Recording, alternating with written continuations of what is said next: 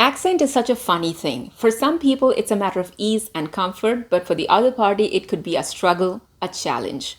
Think of all the IT bros in the Silicon Valley with their fancy H1B visas. Could be genius at their work, but a struggle at the meetings.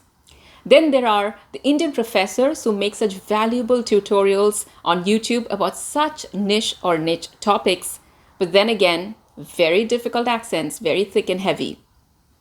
And of course, there are the call center guys who every American has probably faced at least once with their fake names and fake accents, sort of trained, but still hard to follow.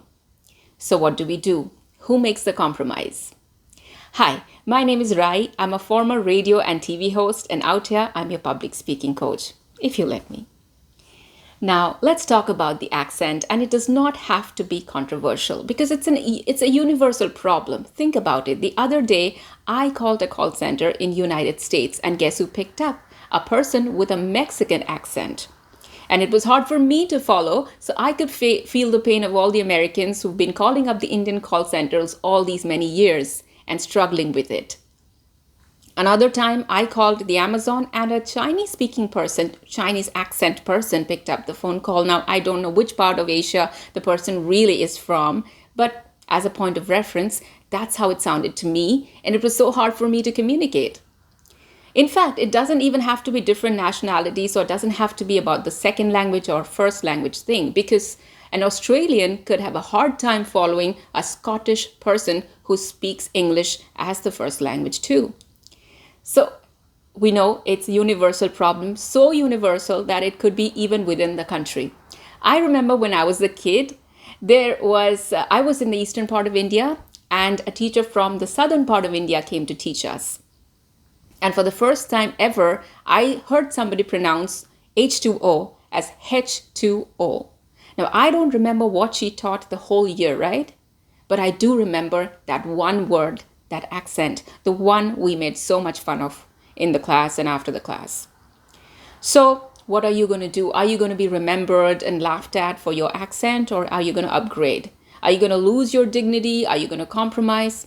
It doesn't have to be that controversial. It doesn't have to be that emotional either. All you have to do is think about it practically. Where are you? Who is your customer? And is this a part of the service you should provide? And will this make life easier for you and for others around you working with you? Then by all means, go ahead, make that effort.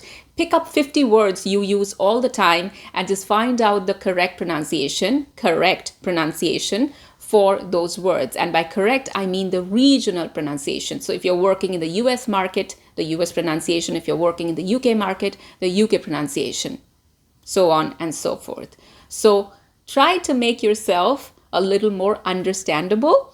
But then again, remember, your accent is always going to be at the core of your personality. It's never really going to go away. It's just a new skill set that you're acquiring, but it's a superpower, and you can switch right back to your old accent whenever you want. It's called a code switch, and you can do it whenever you want.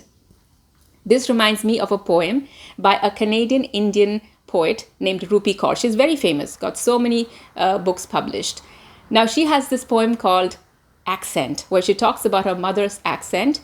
When her mother came to Canada from India a long, long time ago, there wasn't so much social media and communication and all these things, and she was pretty isolated, and she left behind her friends, her family, her whole culture. But one thing that remained with her and will never really go away is her accent. On that note, I'm going to switch out of this video, but I hope you will like this video, you will subscribe to this channel, and leave a comment as to what your accent is. And if you have ever had that tiff with the customer care for not really getting the accent. And yes, please subscribe to this video, because if you subscribe to this channel, then I get to do so many more things. I get to add so many more features that's going to help us both. So please do subscribe and leave a comment if you can, like this video, and I will definitely want to see you in another video of mine.